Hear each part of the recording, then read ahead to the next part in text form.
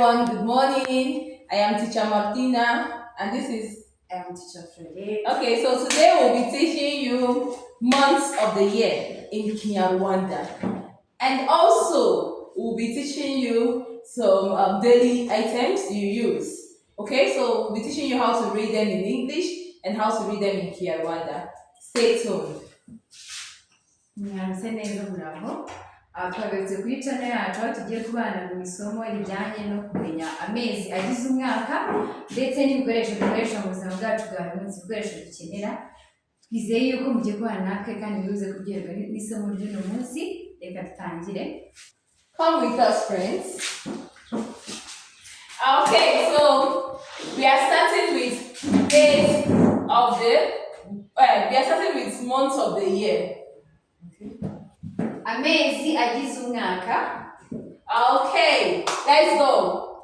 January, Mutarama, February, Gashyantare, March, Werurwe, April, Mata, May, Gicurasi, June, Kamena, July, Nyakanga, August, Kanama, September, Nzeri, October, Ukwakira, November, Ugushyingo, December.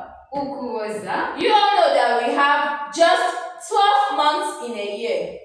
Only 12 months in a year. So we are going to read it one more time, okay? So pay attention.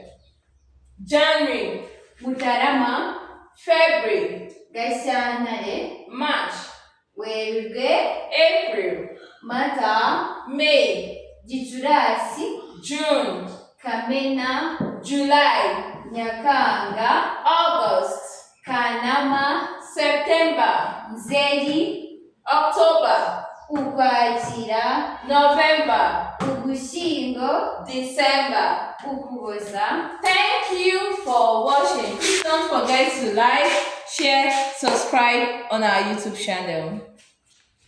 Mwakoze kubana natwe, mwakoze kutureba. Ntimwibagirwe gukanda subscribe, share, like and comment.